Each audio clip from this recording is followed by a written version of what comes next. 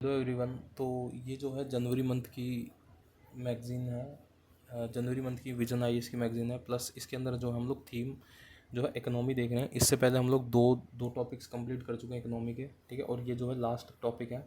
और ये जो पूरी जो वीडियो है ना, ये बेस रहेगी सीएपीएफ असिस्टेंट कमांडेंट के ऊपर। प्लस इसके अंदर हम उन्हीं टॉपिक्स को और उतनी ही डेप्थ में जाएंगे जितना रिक्वायर्ड है सीएपीएफ एसी के लिए। ज़्यादा हम लोग उसमें डेप्थ में जाएंगे नहीं, ठीक है। अगर ज़्यादा जाते हैं तो फिर ये ना सिविल सर्विसेज की तरफ मूव होना शुरू हो जाएगा, और हम लोग को सिर्फ सीएपीएफ असिस्टेंट कमांडेंट तक ही रखना है इस चीज़ को। इस वीडियो में हम लोग देखते हैं एनपीए के बारे में, ठीक है। अगर किसी को ये जो पीडीएफ चाहिए तो विजन आईएएस की जो ऑफिशियल साइट है उस पर से डाउनलोड कर लेना आप, तो वो चाहिए तो, ठीक है। तो अब स्टार्ट करते हैं एनपीए, ठीक है। तो बेसिकली एनपीए होता क्या है? Non performing asset.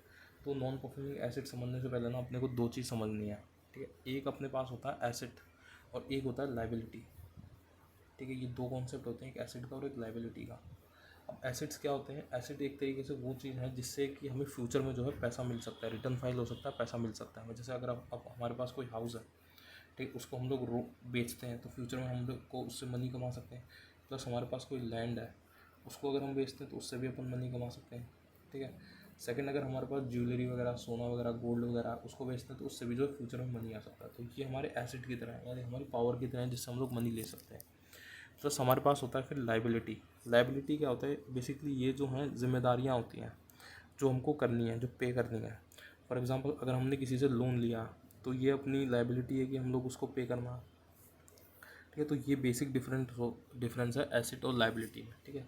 तो अब इसी से ही रिलेट करते हुए जो है अपने को ये देखना है कि इन नॉन परफॉर्मिंग एसेट्स क्या होते हैं। जैसे अपने ना देखा था कि एसेट्स वो जो होते हैं वो चीज़ होती हैं जिससे हमें फ्यूचर में पैसा मिल सकता है। लेकिन नॉन परफॉर्मिंग एसेट्स क्या होती हैं कि वो पैसा या फिर वो चीज़ जिससे जो है हमें फ्यूचर में पैसा नहीं मिल रहा। फॉर एग्ज़ाम्पल, हमने किसी को लोन दिया, ठीक है। लोन दिया, अब लोन देने के बाद हमको उससे इंटरेस्ट मिलना चाहिए, ठीक है। इंटरेस्ट मिलेगा, लेकिन अगर हमें वो इंटरेस्ट मिले ही नहीं, इंटरेस्ट छोड़ो, अगर हमें जो लोन का जो पैसा दिया हुआ है वो लोन का पैसा ही ना मिले तो क्या होगा? तो इसको जो है हम लोग जो है नॉन परफॉर्मिंग एसेट बोलेंगे। इसी को हम लोग एनपीए बोलेंगे। यानी ये हमारा जो एसेट है, यानी हमने लोन दिया, अब लोन से हमको इंटरेस्ट मिलना चाहिए, ठीक है। तो ये हमारे लिए पैसा क्रिएट करा, हमारी पावर है। लेकिन जब ये लोन जब पैसा क्रिएट करेगा ही नहीं, मतलब अगर हमें लोन मिले, लोन से जो इंटरेस्ट मिलेगा ही नहीं, तो वो हमारा नॉन परफॉर्मिंग एसेट बन जाएगा।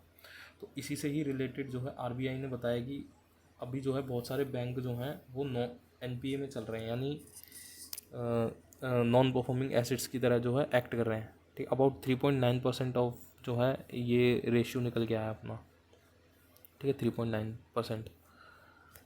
अब देखते हैं, ये हमने देख लिया कि एनपीए क्या होता है। अब इससे ना इसके इसके ना दो दो क्लासिफिकेशन है, ठीक है। इधर देख लो, एनपीए को हम लोग तीन पार्ट में क्लासीफाई कर सकते हैं। पहला एक होता है सबडेन सबस्टैंडर्ड, दूसरा होता है डाउटफुल, और एक होता है लॉस, ठीक है। अब इसमें क्या होता है कि एक सबस्टैंडर्ड है कि मान लो 12 महीने तक हमें जो है मिला नहीं, ठीक है। 12 महीने से मतलब 12 महीने से कम हुआ है और अभी तक हमें इंटरेस्ट जो है मिला नहीं, तो ये सबस्टैंडर्ड है। मतलब अभी हमें पता नहीं है मिल सबस्टैंडर्ड है, मतलब अभी मतलब इनका टाइम ख़त्म नहीं हुआ।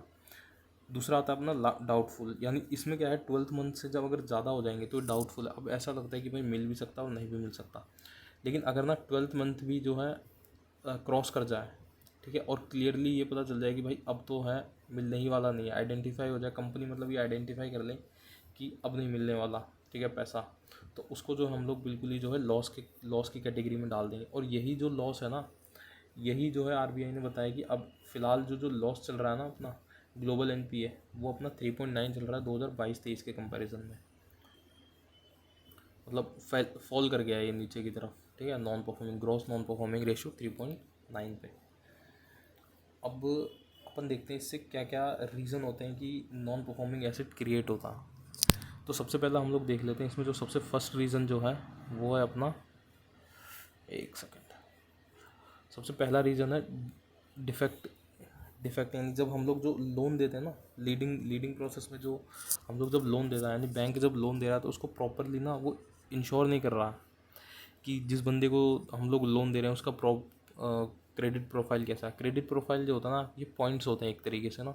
जैसे अगर आप लोन लोगे तो लोन देने के बाद अब जब आप उसको लोन को रिटर्न करोगे ना, तो ये आपकी ना क्रेडिट प्रोफाइल में पॉइंट जुड़ेंगे। अब जितने ज़्यादा पॉइंट होते जाते हैं ना, उतना ही जो है आसानी होती है लोन मिलने में।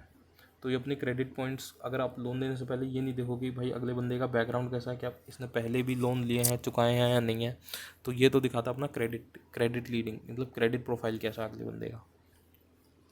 दूसरा आ जाता है हमारा विलफुल डिफ़ॉल्ट। यानी कई बार क्या होता है कि जो लोन लेते हैं, ठीक है, जो बंदे लोन लेते हैं वो कई बार जो है जानबूझ के जो है डिफ़ॉल्ट करते हैं इस चीज़ को। अब इसके अंदर ना कई सारे फैक्टर्स हैं। बेसिकली लोन जो है बड़ी बड़ी जो फैक्ट्रीज वगैरह हो गया ना, फिर किसी बड़े काम के लिए जो है लोन लिए जाते हैं। अब इसके अंदर क्या होता है कि कोई मान लो गवर्नमेंट, जैसे कोई इंडस्ट्री है, इधर इंडस्ट्री का एग्जांपल देके समझा रखा है। मान लो कोई इंडस्ट्री है, उसने लोन लिया। अब इंडस्ट्री ने लोन लिया, अब लेने के बाद क्या होता है कि उसकी उसके लिए ना जो गवर्नमेंट जो है जो रूल्स एंड पॉलिसी जो है चेंज कर देती है। तो अब जो है उसकी इंडस्ट्री जो है लॉस में चल रही है। अब ये लॉस में चलेगी ना, तो ये जो है रिकवरी नहीं कर पाएगी अपने पैसों का। प्लस जब ये अपनी रिकवरी नहीं कर पाएगी तो ये लोन चुका नहीं पाएगी। तो एक ये कारण है डिफ़ॉल्ट का। प्लस कुछ जो होता है ना विलफुल है, कि विलफुल होता है कि जो जानबूझ के नहीं देते। और इंडस्ट्री श्रिंकेज का ये कारण हो गया, मतलब जब पॉलिसीज़ वगैरह चेंज हो जाए या फिर टेक्नोलॉजी चेंज हो जाए उस पर्टिकुलर काम को करने के लिए। अब तीसरा रीज़न है अपना रेगुलरिटी। ठीक है, रेगुलरिटी में क्या हो जाता है कि रेगुलरिटी जैसे आरबीआई जो है ना गाइडलाइंस निकालती है। ठीक है, अब उन गाइडलाइंस को अगर अपन फॉलो नहीं करेंगे लोन देते समय, तो जाहिर सी बात है भाई ये नॉन परफॉर्मिंग एसेट क्रिएट होना ही होना। तो तीसरा हो गया रेगुलरिटी। देन आता अपना फ्रॉड बाय बोरोवर। ठीक, कई बार जो फ्रॉड कर देते हैं लोग, जानबूझ के पैसा नहीं देते, ले गए। कई बार बैंक फ्रॉड कर देते हैं, पैसा ले लेते हैं, देते नहीं। अब ये ना ये डाटा इंपॉर्टेंट है बैंकिंग सेक्टर का। ये जो डाटा है ये इंपॉर्टेंट हो जाता है कि 2022-23 में किस तरीके से जो केसेस जो हैं वो बढ़े हैं बैंकिंग सेक्टर में फ्रॉड से रिलेटेड। अब आता है इम्पैक्ट, इससे होने वाले इम्पैक्ट क्या है। ठीक है, अगर कंट्री में अगर एनपीए बढ़ता जा रहा है, यानी नॉन परफॉर्मिंग एसेट जो है इंक्रीज़ होते जा रहे हैं, तो इसके द्वारा जो होने वाली जो नुकसान है, उससे क्या नुकसान होने वाले हैं लोगों के। तो सबसे पहले तो इकोनॉमिक ग्रोथ। जाहिर सी बात है अगर भाई पैसा नहीं आएगा, सबसे पहले तो इकोनॉमिक ग्रोथ जो है प्रिवेंट होगा। इकोनॉमी में जो है ग्रोथ वो प्रिवेंट होगा। जैसे अगर बैंक जो पैसे ही नहीं दे पाएगा तो और लोगों को एम्प्लॉयमेंट वगैरह अपॉर्चुनिटी वगैरह नहीं देगा। दूसरा, इससे जो है इन्फ्लेशन भी बढ़ेगा।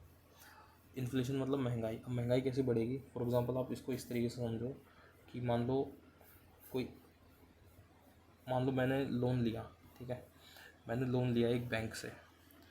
ठीक है, अब बैंक से मैंने लोन ले लिया। अब लोन लेने के बाद जो है लोन ले लिया मैंने। ठीक है, बैंक से मैंने कुछ लोन ले लिया। अब लोन लेने के बाद क्या होगा, बैंक जो है मुझे कुछ इंटरेस्ट रेट पे देगी पैसा। मान लो बैंक ने जो है 4% इंटरेस्ट रेट पे मेरे को जो है बैंक ने लोन दे दिया। अब मैं ये जो पैसा है ना ये लौटाता नहीं हूँ बैंक को, अपने पास ही धर लेता हूँ। ठीक है, मैंने इसको लौटाया नहीं। अब क्या करेगा बैंक, जब इसकी रिकवरी करनी है उसको, ये जो 4% जो लोन है इसकी रिकवरी करनी है, तो इसकी रिकवरी करने के लिए जो दूसरे लोग हैं ना उनको ये जो महंगे इंटरेस्ट रेट पे लोन देगा। क्योंकि बैंक के पास जो ना पैसा आता है भाई, आरबीआई पैसा छोड़ता है बैंक के पास। ठीक है, आरबीआई जो पैसा छोड़ता है, तो जब वो आरबीआई पैसा छोड़ता है तो उनकी जो इंटरेस्ट रेट होती है वो कुछ और होती है। मान लो उसकी 2% इंटरेस्ट रेट है आरबीआई की, तो आरबीआई जब मुझे देगा ना तो उनको भी तो प्रॉफिट कमाना है बीच में, तो 4% देगा। लेकिन जब मैं ना डिफ़ॉल्ट कर जाऊँगा पेमेंट में, मैंने पैसा जमा ही नहीं करा उनको, तो ये आरबीआई फिर क्या करेगा, दूसरे लोगों को जब लोन देगा, क्योंकि उनको इसको तो रिकवर करना है कैसे ना कैसे, तो दूसरे लोगों को 6% पे लोन देना शुरू करेगा। अब जब वो 6% पे लोन देगा, ठीक है, इस चीज़ को समझना कि अगर जब वो ना 6% पे लोन देगा, मान लो मार्केट में 6% पे लोन आया। ठीक है, मान लो एम नाम के किसी बंदे के पास 6% पे लोन आया, तो अब 6% पे लोन आया तो उसको भी इस इंटरेस्ट को फुलफ़िल करना। तो वो जो प्रोडक्ट बनाएगा वो थोड़ा महंगा बनेगा, जाहिर सी बात है। ठीक है, प्रोडक्ट जो है वो महंगा बनेगा। अब जब प्रोडक्ट बनेगा महंगा तो मार्केट में बिकेगा महंगा। ठीक है, सेल उसकी महंगी होगी, तो इस तरीके से जो है इन्फ्लेशन राइज हो जाएगा। ठीक है, तो इन्फ्लेशन का ये कॉन्सेप्ट रहा इसके अंदर। देन अपन देखते हैं हायर इंटरेस्ट रेट। वही हायर इंटरेस्ट रेट हो जाएंगे भाई, पैसा अपना पूरा करना है, जैसे इसमें बताया ना हायर इंटरेस्ट रेट हो जाएगी, पैसा कंप्लीट करना है बैंक को। देन पब्लिक का ट्रस्ट भी जाएगा भाई। ठीक ठीक है। बैंक की जो क्रेडिट होते हैं, मतलब बैंक की अगर नॉन उसमें चलेगा एनपीए में, तो लोग भी जो है उस बैंक से जो है लोन वगैरह नहीं लेंगे या फिर उसमें पैसा जमा नहीं करेंगे। और बैंक का जो पैसा बनाने का तरीका वही होता है कि वो इंटरेस्ट बेस पे ही पैसा बनाता है, ठीक है। तो उसमें जमा नहीं होगा पैसा तो बैंक भी पैसा नहीं बना पाएगा। दूसरा पेंडेंसी, यानी अगर इतने सारे एनपीए हो जाएंगे ना, तो इससे रिलेटेड ना केस बैंक के अंदर ना बहुत सारे जो है इसी इसी चीज़ पे जो है केस बढ़ जाएंगे। और इतनी मैन पावर बैंक के पास कोर्ट्स में है नहीं कि हम लोग इन केसेस के ऊपर बात करें, क्योंकि ऑलरेडी इतने केस पेंडिंग पड़े हैं। देन कैपेसिटी कैपेसिटी इशू क्या है कि जो बैंक होते हैं ना, बैंक को भी ना रन करने के लिए ना एक पर्टिकुलर अमाउंट ऑफ ना मनी चाहिए होता है एक बैंक के अंदर, जो आरबीआई डिसाइड करती है कि इतना मनी जो है बैंक के पास होना चाहिए, तभी जो है वो रन कर पाएगा। तो अगर एनपीए में रहेगा बैंक, यानी नॉन परफॉर्मिंग एसेट किसी बैंक के ज़्यादा रहेंगे, तो उसकी जो कैपेसिटी है ना वो वीक हो जाएगी, क्योंकि उसके सारे पैसे जो है उस नॉन परफॉर्मिंग जो एसेट्स हैं उनको फुलफ़िल करने में जा रहे हैं, तो इनकी कैपेसिटी जो है वो कम रह जाती है। तो इस वजह से जो बैंक करप्ट बोलते हैं ना, एक बैंक डूब गया, तो इसी कारणवश जो है बैंक डूब जाते हैं। देन इसमें कुछ इनिशिएटिव्स हैं, इसमें से दो दो या तीन, ज़्यादा नहीं देखना, इसमें 2-3 एग्जांपल आप रट लेना और उसको यूज़ करना है एसए में, वो अभी अपन यूज़ करेंगे, ठीक है ना। दिखाऊंगा आपको किस तरीके से हम लोग उसको यूज़ कर सकते हैं। दूसरा अपना अब इसके बाद देखते हैं वे फॉरवर्ड, ठीक है। वे फॉरवर्ड कैसे होने वाला है, तो गवर्नमेंट को सबसे पहले जो है ना कॉम्प्रिहेंसिव स्ट्रेटजी बनानी चाहिए एनपीए को लेके, ठीक है। रिकॉग्नाइज़ करो, कॉम्प्रिहेंसिव स्ट्रेटजी बनाओ, ट्रांसपेरेंसी लेके आओ लोन देने में, और लोन की भुगतान करें उसमें भी ट्रांसपेरेंसी लेके आओ। दूसरा स्ट्रेंथ करना है हमको क्रेडिट मॉनिटरिंग, यानी जब जब लोन दिया जा रहा है ना जिस बंदे को, तो उसकी जो क्रेडिट मॉनिटरिंग, यानी उसके जो क्रेडिट पॉइंट्स हैं उसको डिफरेंट डिफरेंट लेवल्स पे बार बार चेक करो। दूसरा अप्रूवल प्रोसेस, यानी बैंक जब क्रेडिट लोन देता है ना, वही फाइनेंस उसको अच्छे से चेक करना है भाई। कई बार कि जब हम बैंक जो है क्रेडिट अप्रूव कर रहा है किसी भी इंसान को जो लोन ले रहा है, दैन इंस्टीट्यूशनल मैकेनिज़्म अच्छा करो, ठीक है। टेक्नोलॉजी वगैरह लेके आओ भाई, इसमें भी हम लोग अच्छा कर सकते हैं। दैन अपना रिस्क मैनेजमेंट,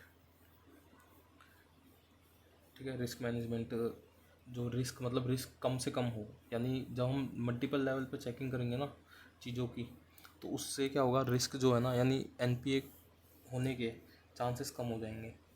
तो ये टॉपिक में यहीं तक था, ठीक है। एंड रही बात इसकी, हाँ इसको और देख लेते हैं, इसको किस तरीके से यूज़ करना। जैसे अब इसमें ना अपना एस, अगर फॉर एग्जांपल अगर एस इसमें अगर एसए वगैरह आ जाता है हमको लिखने के लिए, बेसिकली एसए तो आएगा नहीं जहाँ तक चांसेस है, इसमें ना रिपोर्ट अगर आ जाती है बेसिकली, तो रिपोर्ट को किस तरीके से अपने को इसमें करना है। तो सबसे पहले अपने को ये बता देना है कि इंट्रो में कि एनपीए होता क्या है। एनपीए एक बार बता देने के बाद हम लोग बताएंगे कि एनपीए या एनपीए को इंट्रोड्यूस करने के बाद हम लोग बता देंगे क्या क्या चैलेंजेस फेस कर रहे हैं इंडिया में एनपीए को लेकर, और गवर्नमेंट के द्वारा कौन कौन से इनिशिएटिव चालू करे गए हैं, या फिर कौन कौन सी जो है रिपोर्ट दी गई हैं, ठीक है, जिसको यूज़ करना है। प्लस उसके बाद हम लोग लास्ट में जो है वे फॉरवर्ड लिखेंगे और कंक्लूजन लिखेंगे, ठीक है। तो इस वीडियो में यही अपनी इकोनॉमिक जो है पूरी कंप्लीट हो गई है। इसके बाद जो है अब हम लोग एक सेकंड देख लेते हैं कितना रह रहा है।